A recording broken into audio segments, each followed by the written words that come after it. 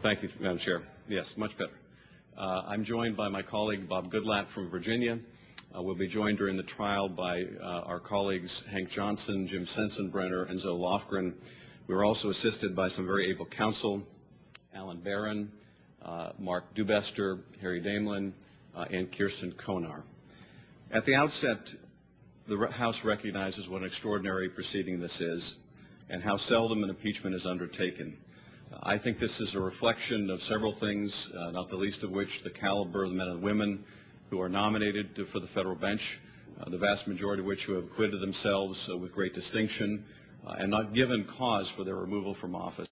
I think it's also a tribute to the confirmation process that does a good job in vetting out those who are not suitable for the bench. And I also think it's a reflection of how infrequently the House believes that this extraordinary remedy is required. I won't spend much time this morning in discussing the standard for impeachment, the content of high crimes and misdemeanors. There will be time for that later. More than that, I think the members of this committee understand that standard probably better than I or anyone else could articulate. But I will share, at least in my view, one of the formulations I think House and Senate have arrived on in considering judicial impeachments. And that is that a judge has committed a serious violation of the public trust. That in the phraseology of Governor Morris, one of the framers, that the judge has so misdemeaned himself by violating the public trust that it necessitates his removal from the bench. And I also say that in the unanimous view of the House of Representatives, the conduct of Judge Porteous was so unethical, so deplorable and inimical to the public trust that he cannot be allowed to remain on the bench. Now, what was that conduct? I'd like to give you a brief overview of the facts of the case before I turn over to my colleague, Mr. Goodlatte, to go through the evidence in more detail. But before I do, it's worth pointing out that the vast majority of the facts, the underlying conduct in this case is not disputed. The central conduct in this case is simply not contested. And that conduct involves four areas. It involves the judge's relationship with two attorneys, Jake Amato and Bob Creeley. It involves his corrupt relationship with a bail bonds company run by Louis Marcotte. It involves the concealment of the corrupt nature of his relationship with these attorneys, with this bail bonds company during his Senate confirmation. And it involves his numerous false statements and representations and violations of the bankruptcy court order during his bankruptcy case. Let me start first with the lawyers Amato and Creeley. The evidence will show that he had known these lawyers for a long time, that he had in fact been a partner of theirs in their law practice before he was appointed to the state bench. That at some point while he was on the state bench, whether because of his expenses in the course of his family occasions, weddings or whatnot, whether it was because of his gambling or his drinking or his taste for expensive lunches, he started asking for cash from one of the attorneys, Creeley. In the beginning, it was small amounts, $50, $100, whatever Bob Creeley had on him. But over time, he became to ask for more cash, $500, $1,000. And at some point, Bob Creeley got tired of being hit on by the judge for cash. And he told the judge it had to stop. The judge had to change his lifestyle or do whatever's necessary, but the cash had to stop. And after they had this conversation, the judge started sending curatorships to the law firm of Creeley and Amato. Curatorships are essentially small administrative cases, often when there's an absent party and it's necessary for someone to take an ad out in the paper or do other administrative tasks for the court.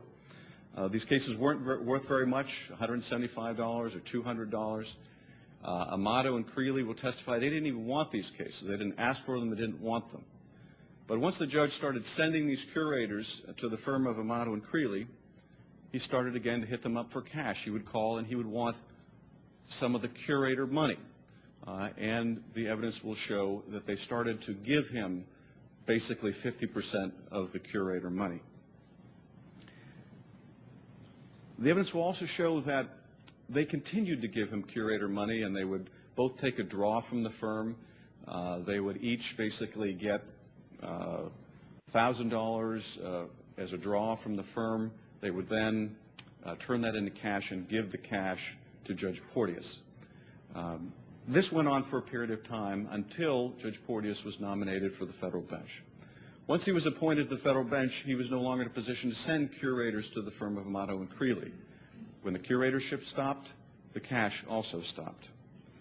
Now that cash stopped, and the request for cash stopped with the end of the curators. When he was appointed to the federal bench, the request for cash stopped until a certain point.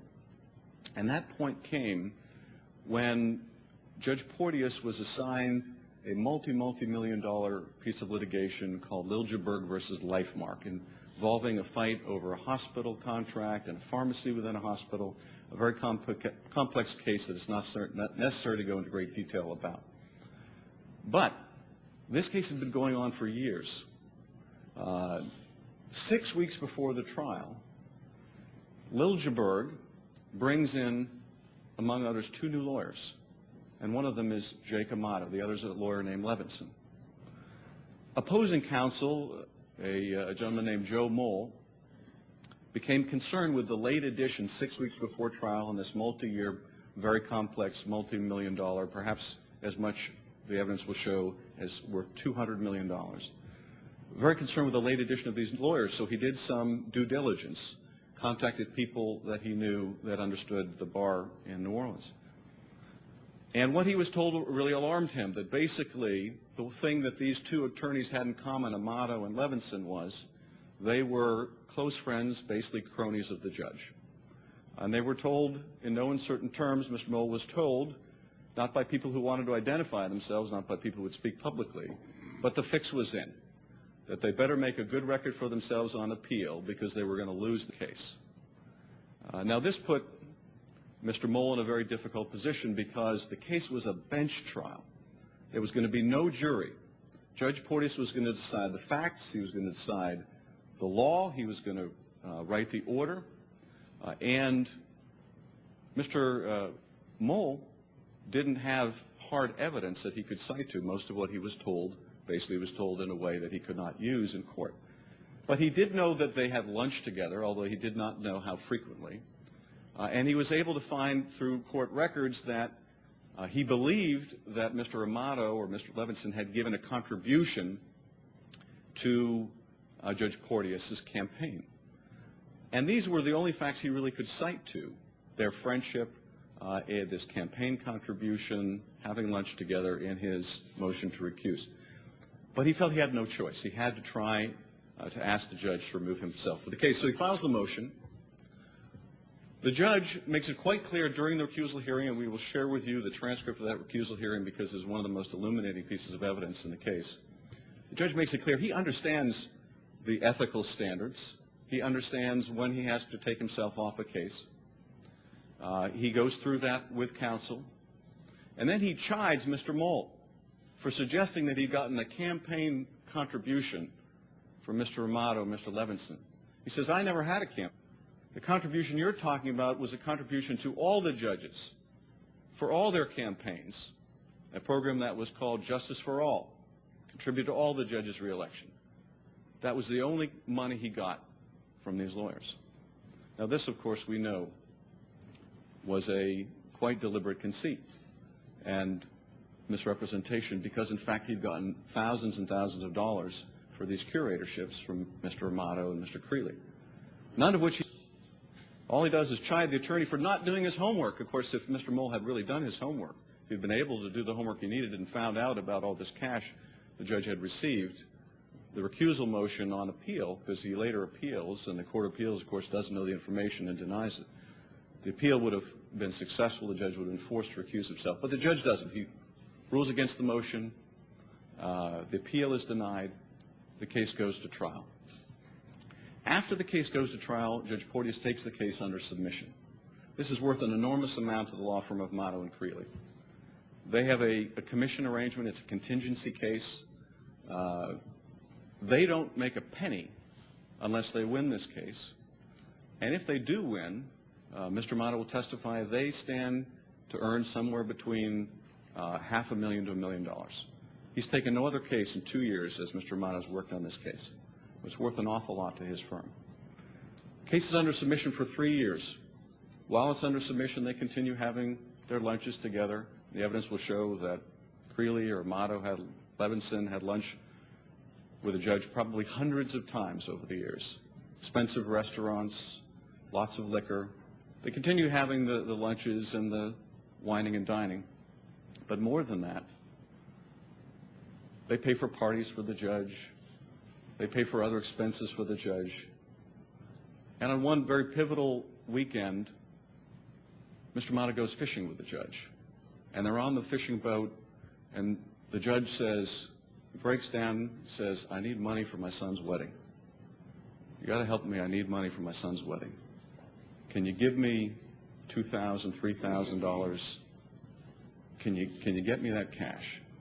Can you give it to me? Can you find somebody to give it to me? I need the money. And Mr. Mata will testify, mindful of the fact that he had this very important litigation in his courtroom. He gives him the money.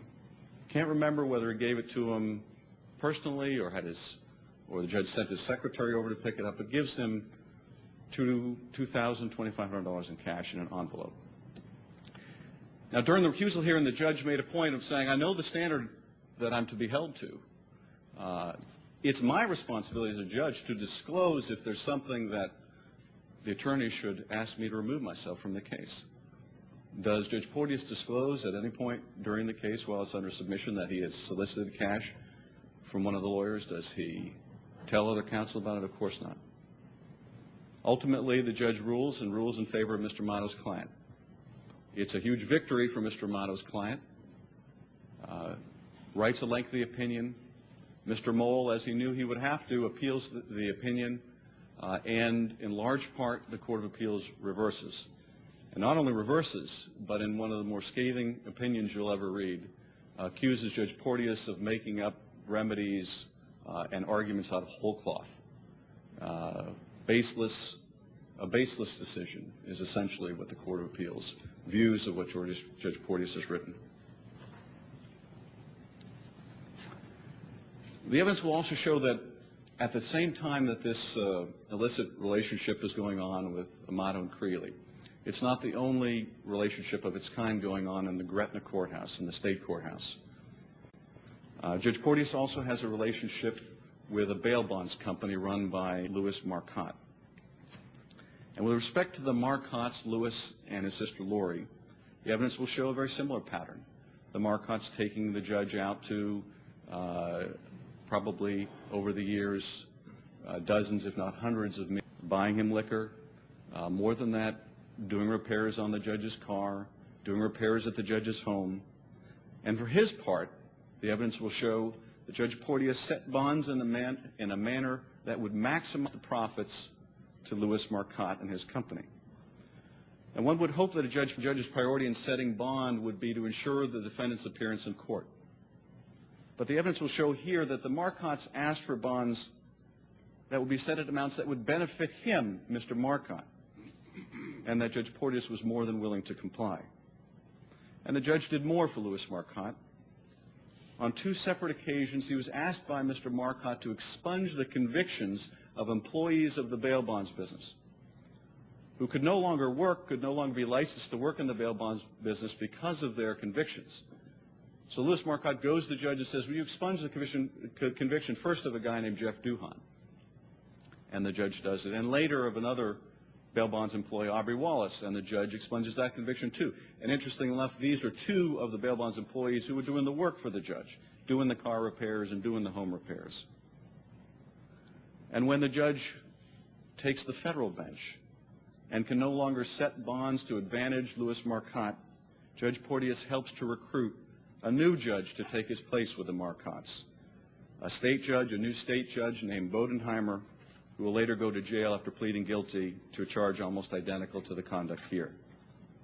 With respect to the confirmation process, the evidence will show that Judge Porteous knowingly failed to disclose the corrupt nature of these relationships to the FBI and to the Senate. How do we know that the failure to disclose was knowing? How, apart from the obvious fact that he was certainly aware of the cash he got from Creeley and Amato, was aware of the curatorships that were the basis of that.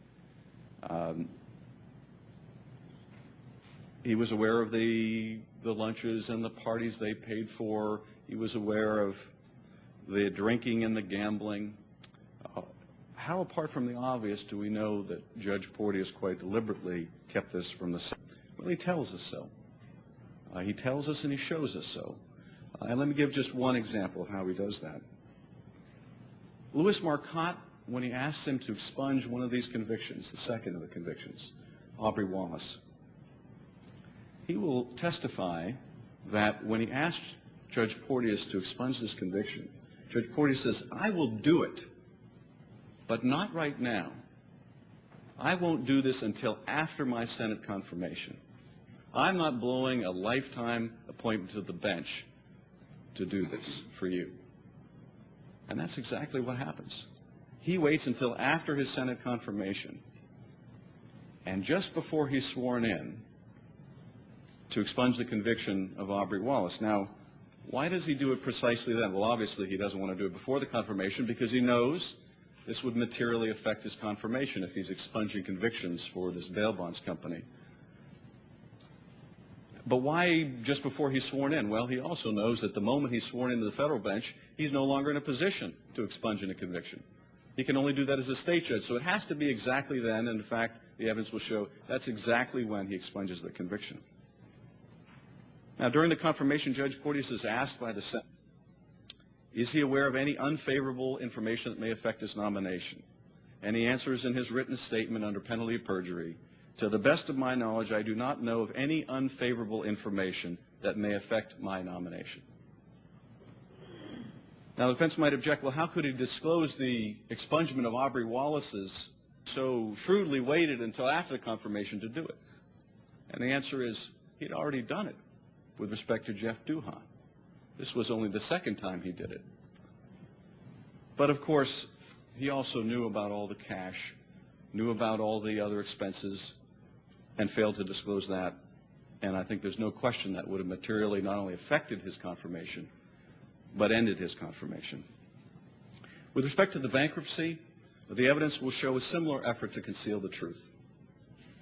He begins the bankruptcy process by filing the petition in a phony name, not Porteous, but he picks a name, Ortis. He files the petition in the name Ortis. He opens a post office box so that this first petition won't be associated with him publicly. Now, why does he do this? Why file in a phony name? Well, perhaps it's to avoid certain creditors, or perhaps it's to avoid having the casinos read about his bankruptcy and decline to extend credit markers to him in the future. Or perhaps, as the defense will suggest, it's simply to avoid public embarrassment. But if a man will go to the extreme length of filing a bankruptcy petition in a false name and certify under penalty of perjury that that name is in fact his real name, if he'll go to the length of taking a post office box to conceal that it is his true identity, will he not conceal other information from the Senate in order to obtain a lifetime appointment to the bench? The evidence will show that he would, and that he in fact did. There are numerous other false statements in the bankruptcy proceeding, which we will chronicle later, but Judge Porteous repeatedly violates the bankruptcy judge's order not to incur new debt when he goes to casinos again and again, filling out credit applications, taking out markers, and borrowing from the casino to gamble. As I mentioned at the outset, none of these facts are. In fact, Judge Porteous admits to most of them in the Fifth Circuit. He is asked about the curator monies, and he admits sending the curators, and he admits calling them and getting cash back. He will not call it a kickback, but Judge Porteous does not deny getting the cash after sending the curatorships. When he is asked how much money did he get from Creeley and Amato during the Fifth Circuit proceedings, his answer, I have no earthly idea. I have no idea. Not I didn't get the money, not I don't know what you're talking about, but in terms of how much, I have no idea. He got cash so often after such a prolonged period of time, he has no idea exactly how much he got for them. Does he admit getting the $2,000 to $3,000 in cash after soliciting it during the pendency of this case, the Lil Gibber case, in an envelope? Yes, he admits that too in the Fifth Circuit. He takes issue, strangely enough, with the envelope. He can't remember whether it was a bank envelope or a regular envelope, but he doesn't deny getting an envelope with cash during the pendency of this multi-million-dollar litigation. He doesn't remember whether he got it personally or whether he sent his federal secretary to pick up the cash for him. but he doesn't deny getting the cash. He admits not disclosing the curator money during the recusal hearing. He admits not paying taxes on the cash income that he got from Amato and Creeley.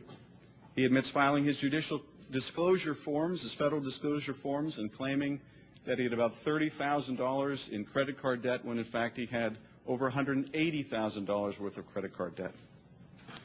He admits filing his bankruptcy under a false name, saying only it was his lawyer's idea.